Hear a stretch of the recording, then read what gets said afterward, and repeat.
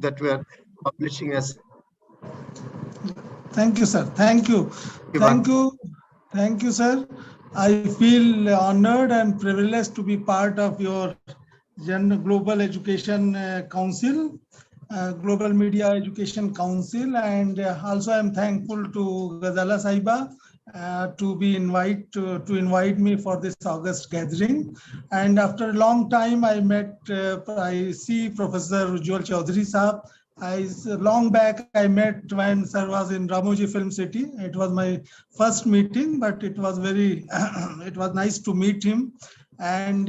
actually, sir, I have lost your WhatsApp number, so I am not able to be in touch with you for a long time. And I will take the number from Ghazala ma'am. And I feel to be privileged to my other colleague members, Mr. Biksham Bahar Sahab, Mr. Azhar Iqbal Sahab, Mr. Professor Divakar Shukla Sahab, and other participants who have joined this event. First of all, I congratulate to be celebrating 75 years of the General Media Education Council. And sir, this is my honor to invite this August gathering to speak on growth of Urdu media channels, particularly in India, because I am focusing more on Urdu journalism, television channel, not Urdu journalism, but growth of satellite television channels in India. And just मुझे ये बहुत खुशी हो रही है आप लोगों से शेयर करने में कि 27 मार्च 2020 उर्दू सहाफत के जो है 200 साल हो रहे हैं। जैसा हमारे कलीग पाकिस्तान के मिस्टर अजहर साहब ने बताया कि फर्स्ट पेपर जो जामे जहानुमा था वो कोलकाता गजाला साहब की सरजमीन से वहीं से पब्लिश हुआ। और बहुत ही उर्दू सहाफत का पाकिस्तान और हिंदुस्तान से बड़ा गहरा रिश्ता रहा है। और आज हम मौलाना आज़ाद नेशनल उर्दू यूनिवर्सिटी, क्योंकि इंडिया की एक सेंट्रल यूनिवर्सिटी है जहाँ से मास्टर्स और ग्रेजुएशन और पीएचडी की जो है एजुकेशन जो है उर्दू में दी जा रही है। तो हम लोग इस बार यूनिवर्सिटी मौलाना आज़ाद नेशनल उर्दू यूनिवर्सिटी 200 साल उर्दू सहाफत के होने पे बहुत ही कई सारे इवेंट हम लोग ऑर्गेनाइज कर रहे हैं। इस सेलिब्रेशन को इस सेलिब्रेशन को सेलिब्रेट करने के लिए हमने ईयर लॉन्ग जो है कई सारे इवेंट्स रखे हैं। मैं अब आज का जो मौजू है उस पे जो है आप लोगों को थोड़े मेरे भी एक्सपीरियंस और अपने तसुरात जो है आपसे शेयर करना चाहता हूँ। हिंदुस्तान में, क्योंकि पाकिस्तान में तो सर ने बताया अजहर साहब ने कि 1964 में जो है पीटीवी की शुरुआत हुई, लेकिन हिंदुस्तान में जो है 15 सितंबर 1958 में जो है दूरदर्शन जो लॉन्च हुआ। और जाहिर सी बात है उस वक्त जो टेलीविज़न चैनल्स थे वो बहुत लिमिटेड थे और बहुत कम लोग जो है टीवी सेट्स अफोर्ड कर सकते थे। और ड्यू टू जो टेक्नोलॉजिकल एडवांसमेंट ना होने की वजह से या रीच ना होने की वजह से बहुत लिमिटेड एक्सेस थी टेलीविज़न चैनल्स को लेके। पार्टिकुलरली फोकस थे कुछ सिटीज़ बॉम्बे, दिल्ली, कलकत्ता, जहाँ पे कुछ एक्सपेरिमेंट हुए टेलीविज़न सेट्स के ऊपर और फिर कुछ लोगों को दिखाया गया पर्पसफुली। लेकिन एशियाड गेम्स होने के बाद 1982 में जब कलर टेलीविज़न चैनल्स आए और धीरे धीरे जब टेक्नोलॉजी एडवांस हुई तो जाहिर सी बात है इसका डिस्ट्रीब्यूशन भी चैनल का अच्छा हुआ। और जो एम था दूरदर्शन का, क्योंकि इंडिया जैसा कंट्री जहाँ पे मल्टीपल लैंग्वेज है, मल्टीपल कल्चर है, वहाँ पे दूरदर्शन ने इस तरह की जो प्रोग्रामिंग की वो एक तरीके से सभी पार्टिकुलर जितने भी रीजन्स हैं, स्टेट्स हैं, जितनी लैंग्वेजेस हैं, सबको जो है टारगेट करते हुए इक्वल प्रोग्रामिंग जो है व्यूअरशिप को देखते हुए अलग अलग अंदाज में अलग अलग टाइम पे की गई। लेकिन जब 1992 में प्राइवेट चैनल्स की शुरुआत हुई, पार्टिकुलरली जी न्यूज़ चैनल से, तो क्योंकि व्यूअरशिप भी बढ़ रही थी टेलीविज़न चैनल्स की, लेकिन धीरे धीरे जिस तरीके से एजेंडा सेटिंग की बात हो और जो एक डाइवर्सिटी, एक जो जहाँ पे डाइवर्स कल्चर्स हो, मल्टी एथनिक कम्युनिटीज रह रही हो और इतना बड़ा मुल्क है, वहाँ पे धीरे धीरे क्या हुआ कि हर जो है जितनी भी लैंग्वेजेस हैं सबको अपनी अपनी लैंग्वेज से एक तरीके से एफिलिएशन था और एक तरीके से लगाव था। तो सभी लोगों ने देखा कि जो प्राइवेट चैनल्स हैं वो उस तरीके से प्रोग्राम्स प्रोड्यूस नहीं कर पा रहे हैं जिस तरीके के दूरदर्शन पे हुए। क्योंकि दूरदर्शन पे मैं बताऊं कि बहुत सारे प्रोग्राम्स ऐसे थे जो बड़े पॉपुलर थे, वो उर्दू में थे लेकिन जो है दूरदर्शन पे आते थे तो कोई उसका ऐसा वो नहीं था, सबके लिए जो है वो सारे व्यूअर्स को जो है टारगेट करके बनाए जाते थे। दूरदर्शन पे एक सीरियल था फरमान, गुलशन गुलफाम, फिर वही तलाश, अकबर दी ग्रेट, बहादुर शाह जफर, मिर्जा गालिब, मुल्ला नासरुद्दीन, दास्तान हातिम ताई, अलिफ लैला, मुल्ला और इसी तरीके से और भी दूसरे प्रोग्राम थे जो बड़े पॉपुलर हुए। जी पे भी एक सीरियल आया सरहदें, और उसके बाद 1998 में हिना के नाम से एक सीरियल बड़ा फेमस हुआ। तो जो दूरदर्शन की जो प्रोग्रामिंग थी वो एक तरीके से जितने भी जो हमारे जो डाइवर्सिफाइड कल्चर्स हैं इन टर्म्स ऑफ जो सोशो रिलीजियस पॉलिटिकल और जो लोगों की ज़रूरियात हैं जो एक कम्युनिकेशन के लिए, या एक तरीके से कहिए कि जिस तरीके से हमारी जो सोसाइटी है जहाँ पे सबको एक तरीके से उनके कल्चर को, उनके बिलीफ्स को, उनके वैल्यूज को, उनके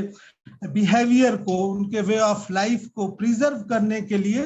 दूरदर्शन बहुत फोकस्ड होकर प्रोग्रामिंग करता था और सारे लोग बड़े ही उस प्रोग्राम से एफिलिएट होते थे। बाद में दूरदर्शन ने जो है अलग अलग स्टेट्स में अलग अलग न्यूज़ चैनल्स शुरू किए और पर्टिकुलरली जो है न्यूज़ बुलेटिन्स उर्दू में भी आने शुरू हुए, 5 मिनट से लेके फिर आधे घंटे के। लेकिन इस बीच क्या हुआ कि जब प्राइवेट चैनल्स का इम्पैक्ट या उसका जो वो है, कई सारे जो है न्यूज़ चैनल्स और साथ ही साथ इंटरटेनमेंट चैनल्स जो है बहुत सारे जो है उनकी ग्रोथ बहुत थी। एक तरीके से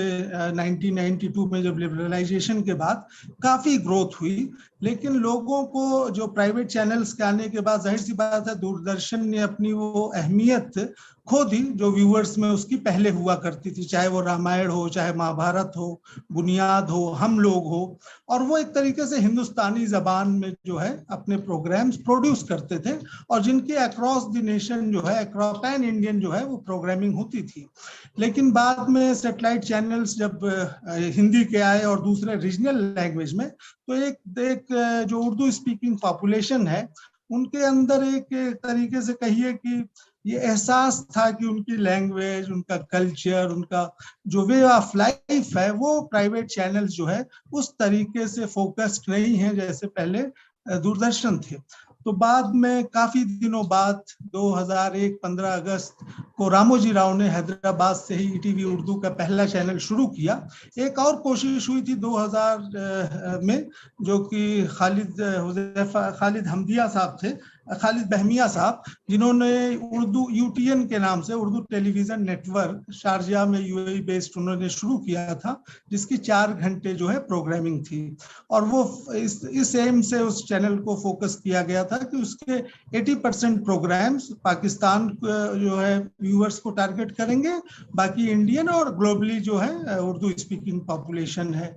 तो ये चैनल क्योंकि कुछ वजूहात से लॉन्च नहीं हो सका और वो इंडियन ओरिजिन का नहीं था, लेकिन बहुत सारे उर्दू लवर्स की उनके साथ जो है विशेष या कहिए लोगों को लगाव था कि एक ऐसा चैनल आए जहाँ पे उर्दू को भी प्रमोट हो और लैंग्वेज भी प्रमोट हो। लेकिन 2001 में जब रामोजी राव साहब ने जब 15 अगस्त को लॉन्च किया, तो उर्दू वालों को भारत में खासकर हिंदुस्तान में बहुत कुछ जो है इस चैनल से एक्सपेक्टेशन थी। और इस चैनल का जो है कैच लाइन या जो कि आप कहें कि एक तरीके से जो स्लोगन था वो आप ईटीवी उर्दू आपकी आरजू मतलब जो लोगों के दिल में था और बहुत दिनों से वो नहीं हो पा रही थी, तो रामू जी ने वो जो है चीज करने की कोशिश की। और उसकी जो प्रोग्रामिंग थी, क्योंकि मैं भी उस चैनल से लॉन्च होने से पहले जुड़ा था, तो उसमें फिक्शन भी था, नॉन फिक्शन भी था, न्यूज बुलेटिन्स भी थे रेगुलर इंटरवल्स पे, फिल्म्स भी थी, इंफोटेनमेंट भी था, रिलीजियस प्रोग्रामिंग भी थी। उसके बाद धीरे धीरे और भी डेवलपमेंट हुआ। फिर जो है दूसरा चैनल जो है उर्दू का सहारा, आलमी सहारा के नाम से आया 2004 में। उसके बाद फिर तीसरा चैनल इसी तरीके से जो है दूरदर्शन ने खुद डीडी उर्दू के नाम से जो है 2006 में लॉन्च किया। और फिर जो है जी सलाम आया, और उसके बाद जो है एक और चैनल हैदराबाद से मुंसिफ टीवी की शुरुआत हुई। तो कहने का मतलब है कि उर्दू चैनल्स के जो आने की वजह थी, जाहिर सी बात है, जैसे और रीजनल चैनल्स अलग अलग रीजन्स में बहुत सारे लोग शुरू कर रहे थे, लोगों की एक्सपेक्टेशन, क्योंकि हमारे जो कॉन्स्टिट्यूशन में उर्दू भी one of the 20th language में वो रजिस्टर्ड है इंडियन लैंग्वेजेस में। लेकिन उर्दू के साथ प्रॉब्लम क्या थी कि उर्दू का कोई उसको रीजनल लैंग्वेज एज ट्रीट किया जाता है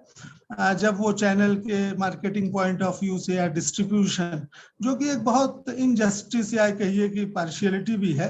क्योंकि उर्दू का कोई रीजन नहीं है। उर्दू को कभी रीजनल लैंग्वेज या हम रीजनल कंसीडर नहीं कर सकते हैं, क्योंकि इंडिया में अगर कोई गुजराती है शायद, तो वो भी उर्दू, वहाँ पे भी कुछ लोग उसके बोलने वाले हैं। इवन नॉन मुस्लिम्स में भी बहुत बड़ी तादाद जो है उर्दू बोलने वालों की है, चाहे वो वेस्ट बंगाल हो, चाहे वो कर्नाटका हो, गुजरात हो, महाराष्ट्र हो, हैदराबाद हो। तो ये जो रीजनल जो उर्दू को एक तरीके से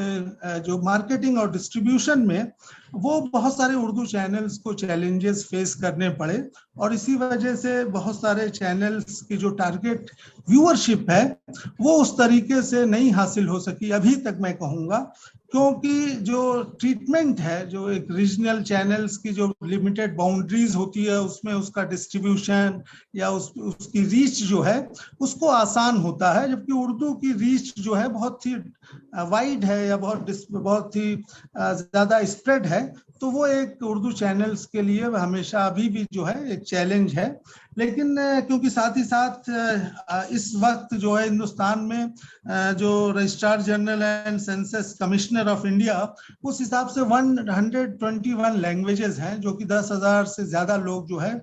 उस कई जबान बोलते हैं। और जिस तरीके से आजकल नीश चैनल्स की एक अलग अलग जो ऑडियंस, टारगेट ऑडियंस करके चैनल्स को मार्केट किया जाता है या रेवेन्यू अर्न किया जाता है, उस हिसाब से अगर हम देखें तो न्यूज़पेपर्स की मैं यहाँ पे फोकस नहीं करूँगा, क्योंकि 2.7 करोड़ जो है उर्दू न्यूज़पेपर की रीडरशिप है, जो RNI के डेटा है, और चौथा न्यूज़पेपर्स है जो कि सबसे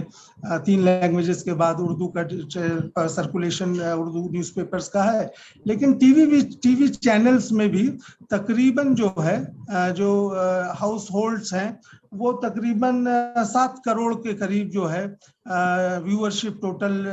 कही जाती है। और एक बहुत बड़ी तादाद है जिस तक रीच बनाने के लिए बहुत सारे चैनल्स इस फील्ड में आ सकते हैं और उर्दू टारगेट ऑडियंस को फोकस कर सकते हैं। लेकिन रामोजी राव का जो टारगेट वो था कि हम एक तरीके से इंटरटेनमेंट चैनल लॉन्च करेंगे, तो उसको कहीं ना कहीं थोड़ा सा डिफीट हुआ, क्योंकि उर्दू चैनल का जो कंपटीशन था वो हिंदी चैनल से था। और क्योंकि हिंदी चैनल भी कोई पार्टिकुलरली वो हिंदी लैंग्वेज में नहीं, वो हिंदुस्तानी लैंग्वेज में है, तो उर्दू का सीधा जो है जो कंपटीशन वो हिंदी चैनल से हुआ। और हिंदी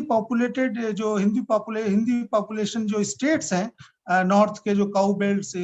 यूपी, बिहार, राजस्थान, मध्य प्रदेश, वहीं पे जो है उनका कंपटीशन था, चाहे वो न्यूज चैनल्स हो, चाहे एंटरटेनमेंट चैनल्स हैं। तो इस तरीके से जब चैनल हम लोग थे तो बहुत सारे प्रोग्राम्स को धीरे धीरे वाइंड अप करना पड़ा, क्योंकि मार्केट जो है उसके लिए डेवलप नहीं हो सकी। प्लस जो रामोजी ने जो प्रोग्राम्स के लिए जो इन्वेस्टमेंट किया, वो हमेशा उर्दू चैनल्स को उन्होंने रीजनल ही ट्रीट किया। लेकिन उर्दू चैनल्स की बदकिस्मती ये थी कि उनके जो व्यूअर्स थे वो हमेशा हिंदी चैनल्स को ही उसी में से जो है एक तरीके से ब्रेक करके उन ऑडियंस को अपनी तरफ करना था। दूसरी बात है कि उर्दू को लोग जो कुछ मजहबी रंग से भी देखते हैं कि उर्दू के मतलब है कि शायद वो कुछ पार्टिकुलर रिलीजियस कंटेंट हो, तो उसमें भी बड़ा वो है कि पाकिस्तान का QTV है बड़ा पॉपुलर, तो उसके बाद हम लोगों ने कुछ रिलीजियस प्रोग्राम भी बनाने शुरू किए। लेकिन वो कहीं ना कहीं जो मेन वो था ऑब्जेक्टिव ETV उर्दू का, वो कहीं ना कहीं धीरे धीरे डिफीट होने लगा, क्योंकि उसका जब जो एक तरीके से प्रोग्रामिंग थी वो इंफोटेनमेंट की तरफ ज्यादा हो गई और न्यूज ओरिएंटेड। अच्छा, न्यूज भी एक ऐसा एरिया है जहाँ पे बहुत सारे लोग ये अभी भी, चाहे हर मजहब के लोग, हर सोसाइटी के लोग, कोई भी किसी भी न्यूज चैनल हो या न्यूज़पेपर से सेटिस्फाइड नहीं है। सबको लगता है कि मीडिया कहीं ना कहीं उनके खिलाफ या उनके बायस्ड जो है ओपिनियन या परसेप्शन जो है बिल्डअप करता है। तो उर्दू न्यूज़ चैनल्स में भी बहुत, जैसे आलमी सहारा वो न्यूज़ चैनल है पार्टिकुलरली, लेकिन उस तरह का इम्पैक्ट जो है सोसाइटी में उस तरह का असर डालने में नाकामयाब रहे। और मुझे लगता है कि जो मार्केटिंग और जो रेवेन्यू अर्न करना था वो शायद नहीं हो सके ये 7 चैनल्स आने के बाद भी। जबकि अभी भी उर्दू के जो फेमस जो प्रोग्राम्स हैं, चाहे वो गजल्स हो या जो फिक्शन हो, साथ ही साथ जो उर्दू इनरिचमेंट जिसको हम कहते हैं प्रोग्राम, मुशायरा हो, आपके पोइट्री हो, उनको शायद एक अच्छे तरीके से क्रिएटिव कंटेंट क्रिएशन और फिर उसको प्रोडक्शन वैल्यूज के साथ वो शायद जो है अभी भी एक लोगों के अंदर वो है कि इस तरह की प्रोग्रामिंग हो जहाँ पे लोग जब उन लेजर टाइम में अपना अच्छा वक्त बिताने के लिए अगर कोई चैनल देखना चाहते हैं, क्योंकि आज जिस तरीके से न्यूज़ चैनल्स या दूसरे भी इंटरटेनमेंट चैनल्स हैं, कोई ऐसा प्रोग्राम नहीं है जहाँ पे लोग एक आराम से जो है देख सके, एंजॉय कर सकें। हर जगह कुछ इस तरीके से कंपटीशन है कट थ्रोट की, और इस तरीके से नए नए एक्सपेरिमेंट किए जा रहे हैं जो कि अलग अलग उसका क्रिटिसिज्म है। बहुत सारे जो है जो बिग बॉस है, बहुत सारे जो प्रोग्राम्स हैं जहाँ पे लोगों को लग रहा है कि जो हमारा कल्चर है या जो सेंसिबिलिटीज है उनको हर्ट किया जा रहा है। तो इस तरह की शायद प्रोग्रामिंग जो है ये उर्दू चैनल्स ही कर सकते हैं, चाहे वो ग्लोबल लेवल पे प्रोग्रामिंग करके उसको रेवेन्यू या एक ऐसा मॉडल तैयार कर सकते हैं कि एक बहुत बड़ा जो है मार्केट, चाहे वो मिडिल ईस्ट में जो बहुत सारे रीजन्स में जो ओवरसीज का जो मार्केट है, क्योंकि केरला एक छोटा सा स्टेट है और वो कुछ लोग मिडिल ईस्ट में रहते हैं। एक एशिया नेट के नाम से चैनल है, बहुत पॉपुलर है और टारगेट व्यूअर्स हैं, क्योंकि आजकल जितने भी चैनल्स हैं उनकी जो प्रोग्रामिंग है वो बहुत स्पेसिफिक है। चाहे वो एज वाइज भी आप देखेंगे, कंटेंट वाइज भी देखेंगे, तो बहुत स्पेसिफिक कंटेंट करके जो है चैनल को जो है डेवलप किया जाता है, एक मॉडल, बिजनेस मॉडल तैयार किया जाता है।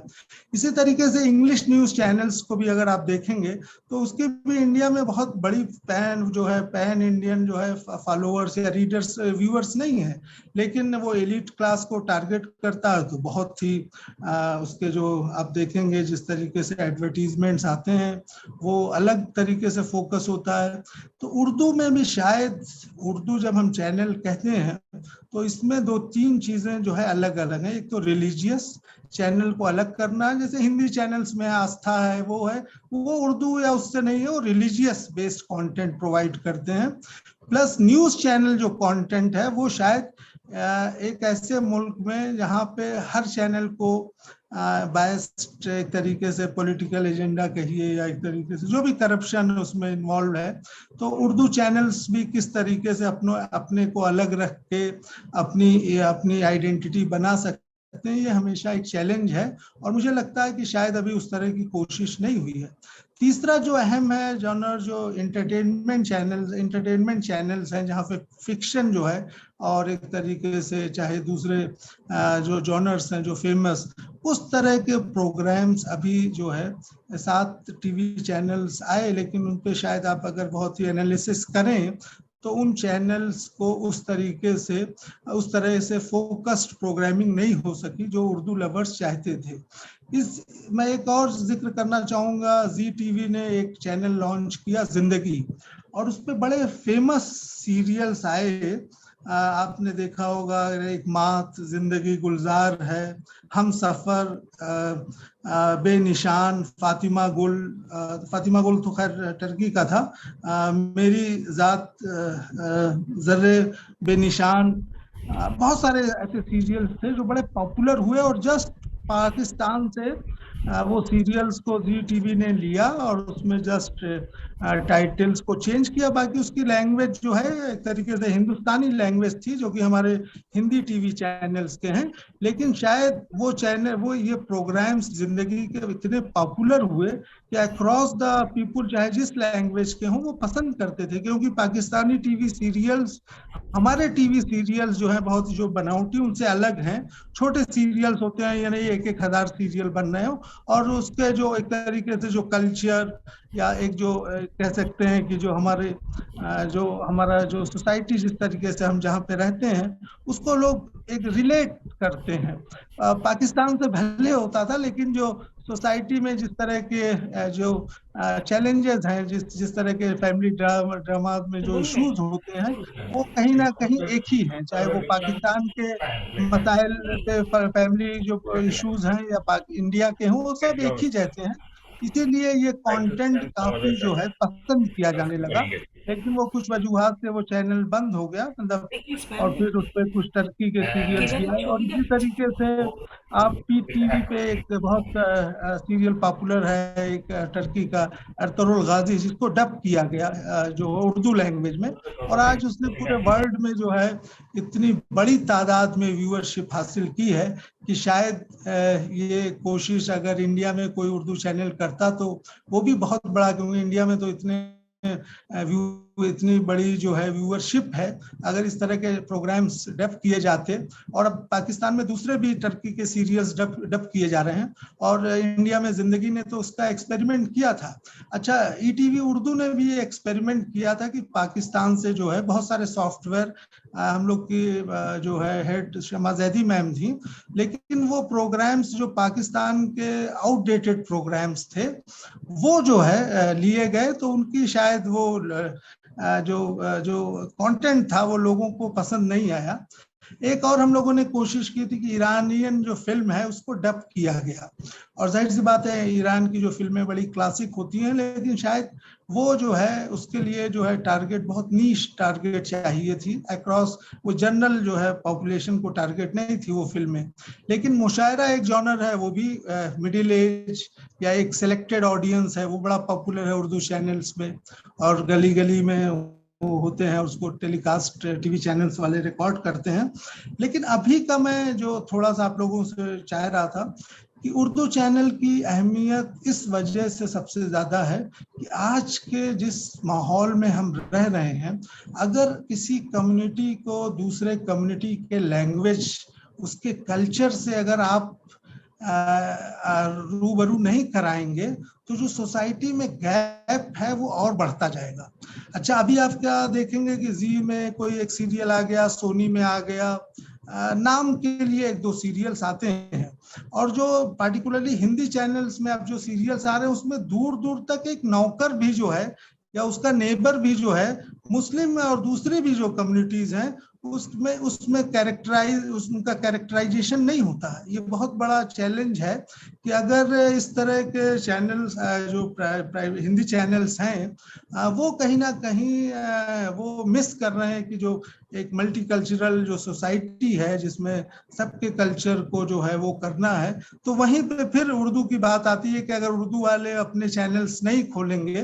मतलब उर्दू का चैनल नहीं होगा, तो फिर आपका कल्चर, आपकी जो बातें हैं, आपकी जबान है, वो कैसे जो है उसको महफूज रखा जा सकेगा। अब फिल्मों में भी आप देखिए कि फिल्मों को उर्दू से बहुत गहरा रिश्ता है, और फिल्मों में भले ही एक कैरेक्टर अब्दुल्ला ही रहे, वो चाहे भिखारी का कैरेक्टर, लेकिन एक गुंडे का हो, तो कुछ ना कुछ फिल्मों में रिप्रेजेंटेशन होता था माइनॉरिटीज का। लेकिन आज के कॉन्टेक्स्ट में अगर स्टडी की जाए, हमारे एक स्टूडेंट कर रहे हैं, इंटरटेनमेंट चैनल शायद इस तरह के प्रोग्राम्स बनाने में फेल हो रहे हैं, पार्टिकुलरली फिक्शन की जब बात आती है। दूसरा, न्यूज़ चैनल्स में जो पूरा एक तरीके से कम्युनिटी को टारगेट किया जाता है, जिसमें सेकंड लार्जेस्ट पॉपुलेशन है, उसकी जो लोगों में परसेप्शन या इमेज, जो निगेटिव इमेज बनाई जा रही है, वो शायद एक अच्छा उर्दू चैनल आए। मैं इस बारे में, इस सिलसिले में पाकिस्तान के कुछ अच्छे चैनल्स हैं जिनको मैं फॉलो करता था ईटीवी उर्दू पे, जैसे जियो टीवी है, ARY है। उनका कंटेंट मुझे किसी हद तक मुझे अच्छा जो है, मतलब लगता था कि शायद अगर हम उस लेवल के प्रोग्राम्स या उसकी प्रोडक्शन वैल्यू और कंटेंट, अगर इंडिया से कोई इस तरह का चैनल शुरू किया जाए, न्यूज़ चैनल, तो शायद वो बेहतर ऑडियंस और एक बिजनेस मॉडल डेवलप कर सकेगा।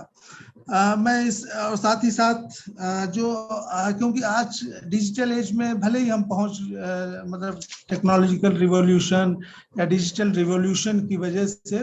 उर्दू चैनल्स को बहुत बड़ी अपॉर्चुनिटी है कि वो प्रोग्रामिंग्स और साथ ही साथ रीच लोगों को अपनी ज़बान की अहमियत और अपने कल्चर को पहुंचा सकते हैं। शायद अब उस तरह का नेटवर्क या उस तरह का इन्वेस्टमेंट की ज़रूरत नहीं है, जैसे सेटेलाइट्स को लॉन्च करना, फिर उसका डिस्ट्रीब्यूशन करना,